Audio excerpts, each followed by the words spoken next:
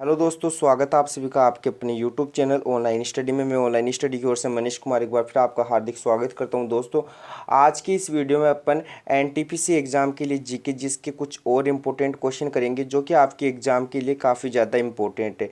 तो चलिए बिना टाइम वेस्ट के स्टार्ट करते हैं क्वेश्चन सीरीज। क्वेश्चन नंबर 1 देखिए क्या दे रखा है। A brief history of seven kings जो पुस्तक है किसके द्वारा लिखित है?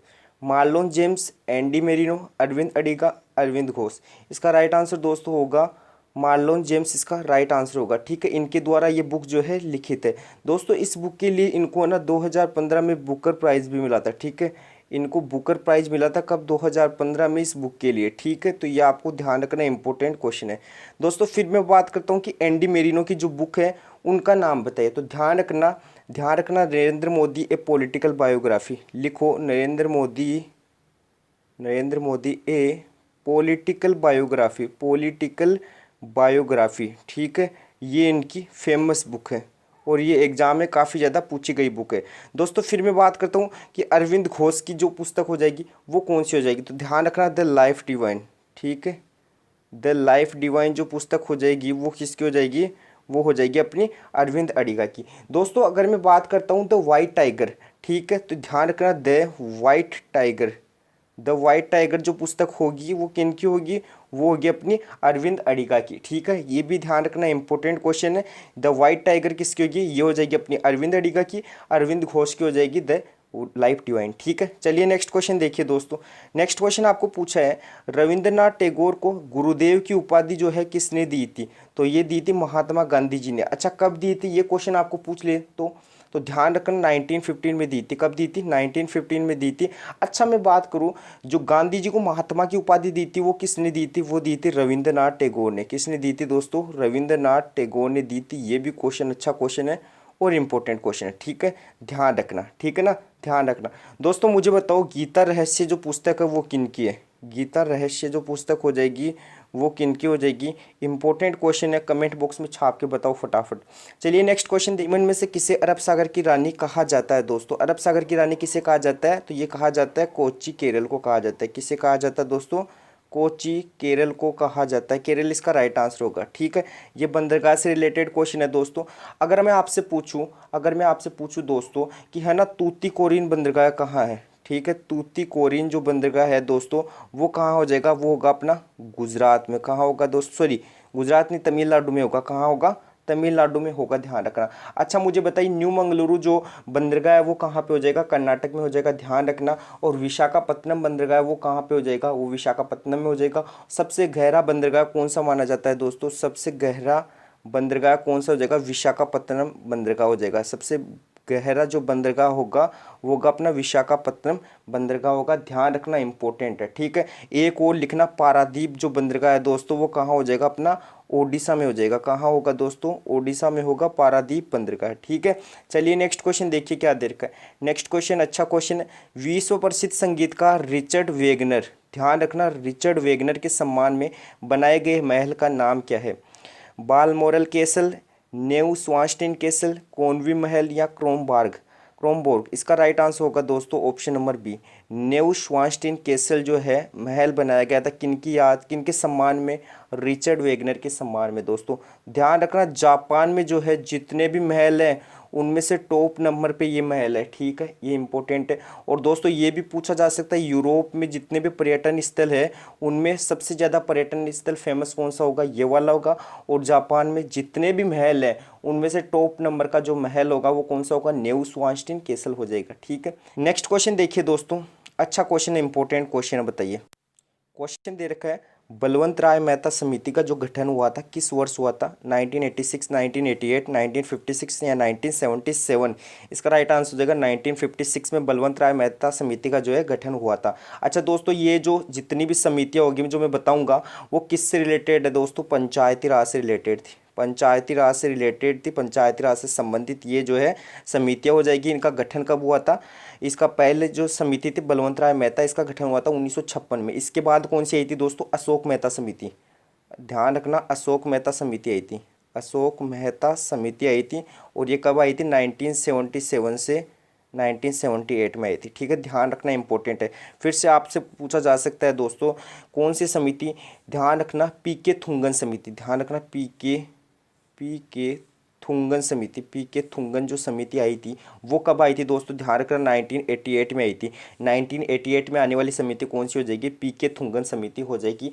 ये जो तीनों समिति है ये पंचायती राज से संबंधित है। नेक्स्ट क्वेश्चन देखिए दोस्तों, अच्छा क्वेश्चन और इंपॉर्टेंट क्वेश्चन, बताइए फटाफट इसका आंसर। एशियाई खेलों में स्वर्ण पदक जीतने वाली प्रथम महिला कौन है, बताइए। एशियाई खेलों में स्वर्ण पदक जीतने वाली प्रथम महिला कौन हो जाएगी, बताइए। आरती शाह गुप्ता, कमलजीत संधू, बुला चौधरी या पीवी सिंधु। इसका राइट आंसर हो जाएगा कमलजीत सिंधु, इसका राइट आंसर होगा। अच्छा, आरती शाह गुप्ता जो हो जाएगी कौन हो जाएगी, तो ध्यान रखना इंग्लिश चैनल जो तैरकर पार करने वाली प्रथम महिला हो जाएगी। इंग्लिश चैनल तैरकर पार करने वाली भारत की प्रथम महिला हो जाएगी, वो कौन हो जाएगी, आरती शाह गुप्ता हो जाएगी। अच्छा, बुला चौधरी की अगर दोस्तों मैं बात करता हूँ कि जो बुला चौधरी है वो कौन है, तो ध्यान रखना 7 प्रमुख सागर तैरकर पार करने वाली, 7 प्रमुख सागर तैरकर पार करने वाली, 7 प्रमुख सागर जो है तैरकर पार करने वाली प्रथम महिला कौन हो जाएगी भारत की, वो हो जाएगी बुला चौधरी। अच्छा, पीवी सिंधु को सब जानते हो, बैडमिंटन में इन्होंने रजत पद जो है हासिल किया था, और वर्ल्ड बैडमिंटन चैंपियनशिप में जो है महिला खिताब का जो इन्होंने हासिल किया था पद। ध्यान रखना पीवी सिंधु को आप सभी जानते हो, और किससे रिलेटेड है, बैडमिंटन से रिलेटेड है, ये भी आप ध्यान रखना। ठीक है, क्वेश्चन ज़्यादा ये पूछा जा सकता है ये किससे संबंधित है, तो बैडमिंटन से संबंधित है। ठीक है, नेक्स्ट क्वेश्चन देखिए दोस्तों। नेक्स्ट क्वेश्चन आपसे पूछा है इंग्लिश चैनल को पार करने वाला प्रथम भारतीय कौन है, बताइए।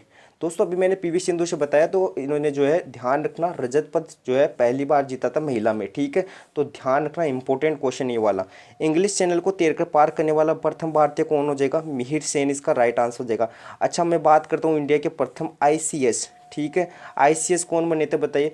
फर्स्ट बने थे कौन, सत्येंद्रनाथ टैगोर। अच्छा, जी शंकर कुरूप, नाम सुना होगा आपको, ज्ञानपीठ पुरस्कार से सम्मानित, ज्ञानपीठ पुरस्कार से सम्मानित प्रथम भारतीय कौन हो जाएंगे, बताइए। ज्ञानपीठ पुरस्कार से सम्मानित प्रथम भारतीय वो हो जाएंगे जी शंकर कुरूप। व्योमेश चंद्र दोस्तों बनर्जी की अगर मैं बात करता हूँ, INC का फर्स्ट अधिवेशन कब हुआ था, 1885 में, और उसके अध्यक्ष कौन थे, व्योमेश चंद्र बनर्जी थे। ये भी आप ध्यान में रखना, इंपॉर्टेंट क्वेश्चन है। और INC की स्थापना कब हुई थी, 1885 में हुई थी। कहाँ हुई थी, कमेंट बॉक्स में छाप के बताओ, ये क्वेश्चन मेरा बताया हुआ क्वेश्चन है। ठीक है, नेक्स्ट क्वेश्चन आपको दे रखा है क्या, हुसैन खान, बागेश्वरी कमर, सबरी खान का जो संबंध है किस वाद्य यंत्र से, बताइए। संतूर, बांसुरी, मृदंग, पखावज। एक और ऑप्शन ऐड कर लेना, शहनाई। ठीक है, इनका संबंध हो जाएगा वो किससे हो जाएगा, शहनाई से हो जाएगा। ठीक है। अच्छा दोस्तों, अगर मैं बात करता हूँ संतूर वादक, तो ध्यान रखना शिव कुमार शर्मा, पंडित शिव कुमार शर्मा का जो संबंध है दोस्तों वो किससे हो जाएगा, संतूर से हो जाएगा। ध्यान रखना इंपॉर्टेंट है। और एक और ध्यान रखना भजन सोपारी, भजन जो सोपारी है उनका संबंध भी किससे हो जाएगा, इनका संबंध भी हो जाएगा अपने संतूर से। ठीक है, ध्यान रखना। फिर दोस्तों अगर मैं बात करता हूँ कि बांसुरी वादक, तो बांसुरी वादक कौन कौन होंगे, ध्यान रखना बांसुरी में आ जाएंगे अपने हरिप्रसाद चौरसिया। ठीक है, ध्यान रखना हरिप्रसाद चौरसिया का जो संबंध है वो किससे हो जाएगा, बांसुरी से हो जाएगा। ठीक है, हरिप्रसाद चौरसिया का संबंध। फिर दोस्तों अगर मैं बात करता हूँ किसकी, राकेश चौरसिया, जितने भी ये चौरसिया आएंगे, राकेश चौरसिया होगा, हरिप्रसाद चौरसिया होगा, इनका संबंध हो जाएगा अपना किससे, इनका संबंध हो जाएगा अपने बांसुरी से। ठीक है, ध्यान रखना पन्नालाल घोष, ये भी ध्यान रखना आप, पन्नालाल घोष जो है वो किससे संबंधित होगा, वो अपना होगा बांसुरी से संबंधित होगा। और राजेंद्र प्रसन्ना का संबंध भी इसी से होगा। ठीक है दोस्तों, फिर मैं बात करता हूँ कि जो मृदंग है, मृदंग से संबंध किसका होगा, तो ध्यान रखना सुनराव कन्ना, ठाकुर भीष्म सिंह, जगदीश सिंह, पी मणि अय्यर और रंजना स्वामीनाथ हो जाएगा। फिर मैं दोस्तों अगर बात करें पखावज की, तो पखावज का इंपॉर्टेंट है, ध्यान रखना पहला तोताराम शर्मा, इनका संबंध हो जाएगा। गोपाल दास, रामशंकर पागलदास और पंडित अयोध्या प्रसाद, इनका जो संबंध होगा दोस्तों पखावज से होगा। चलिए नेक्स्ट क्वेश्चन की ओर बढ़ते देखें, निम्न में से किस दिवस को राष्ट्रीय दिवस के रूप में नहीं मनाया जाता है। ठीक है दोस्तों, तो आपको पता होना चाहिए राष्ट्रीय दिवस कितने मनाए जाते हैं। ठीक है, राष्ट्रीय दिवस में कितने दिवस इंक्लूड है, तो 4 जो है बड़े बड़े दिवस जो है राष्ट्रीय दिवस के रूप में मनाए जाते हैं। कौन कौन से, 15 अगस्त, 2 अक्टूबर, 30 जनवरी, एक और होगा कौन सा अपना, कौन सा होगा, 26 जनवरी। ठीक है, 26 जनवरी। ये कुल 4 जो है 4 डे है जिनको राष्ट्रीय दिवस के रूप में मनाया जाता है दोस्तों, ठीक है। अगर आपसे पूछे 15 अगस्त सभी को पता स्वतंत्रता दिवस, 26 जनवरी गणतंत्र दिवस, 2 अक्टूबर गांधी जयंती और 30 जनवरी कौन सा दिवस हो जाएगा, शहीद दिवस हो जाएगा। 30 जनवरी को हो जाएगा अपना शहीद दिवस हो जाएगा, ठीक है। ध्यान रखना इनको राष्ट्रीय दिवस के रूप में मनाया जाता है। इंपॉर्टेंट क्वेश्चन है और एग्जाम में काफ़ी बार पूछा गया क्वेश्चन है। देखिए नेक्स्ट क्वेश्चन क्या दे रखा है।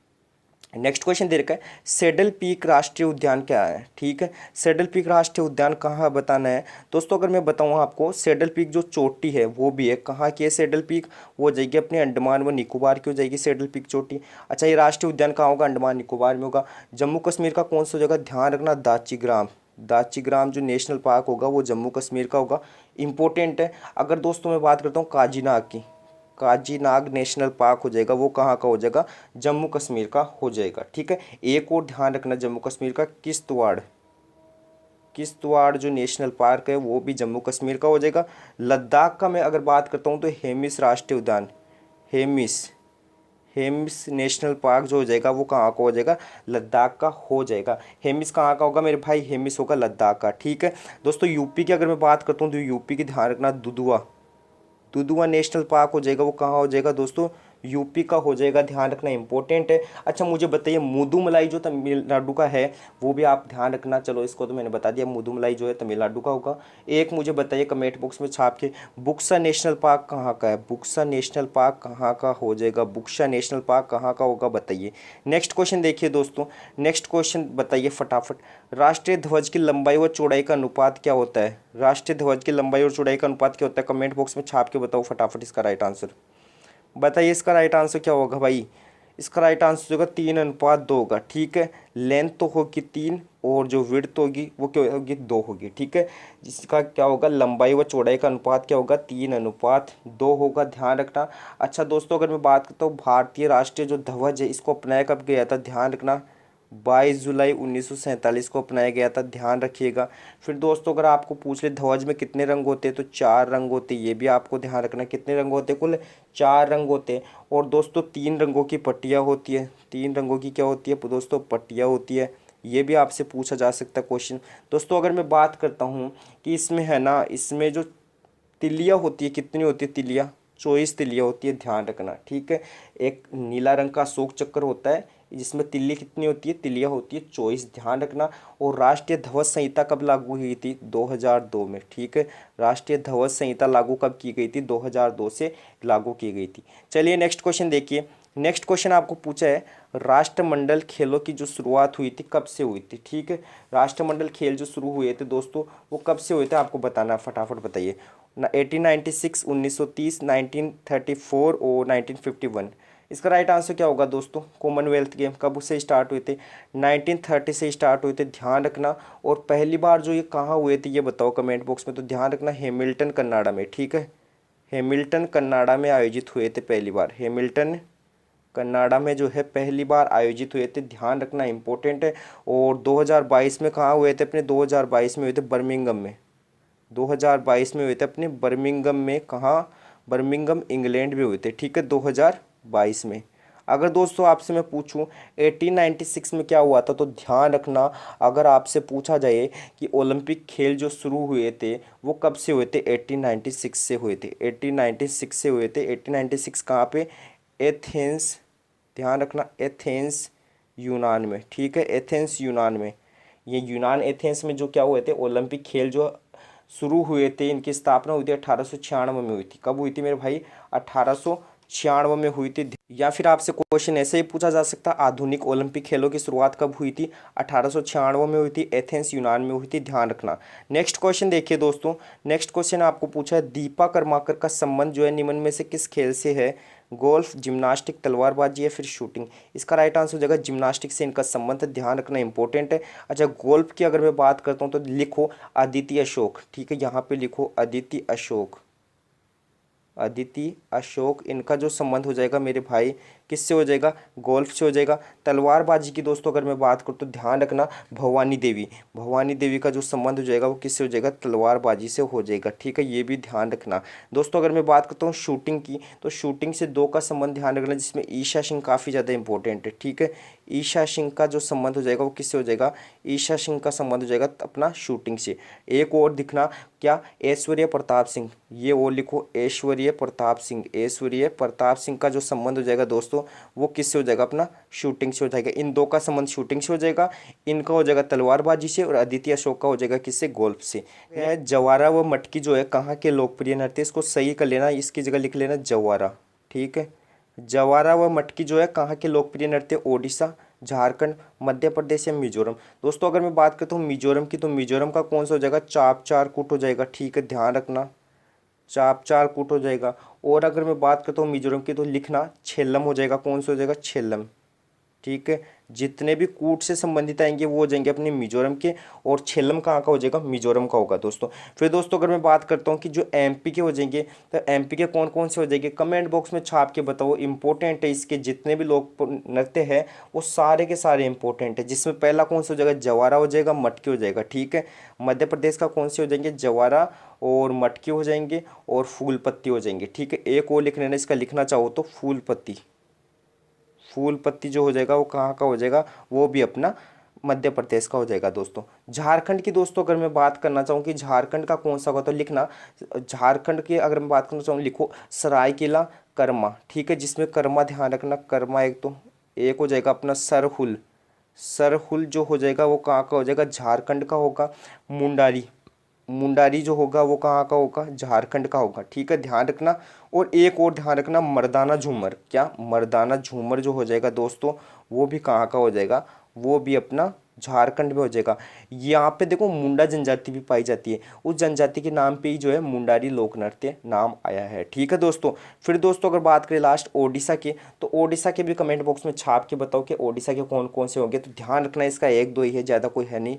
घूमरा जो हो जाएगा कहाँ का हो जाएगा, ओडिशा का हो जाएगा, ठीक है। नेक्स्ट क्वेश्चन देखिए दोस्तों, अच्छा नेक्स्ट क्वेश्चन नहीं, इतने ही क्वेश्चन थे आज के लिए, इतने क्वेश्चन लेके आए। नेक्स्ट क्लास में और क्वेश्चन अपन इंक्रीज करेंगे। बाकी अगर क्वेश्चन अच्छे लगे तो वीडियो को लाइक करना, चैनल पर नहीं हो तो चैनल को सब्सक्राइब कर लेना। बाकी आपको क्वेश्चन कैसे लगे कमेंट बॉक्स में जरूर बताना। Thank you and thanks for watching my video.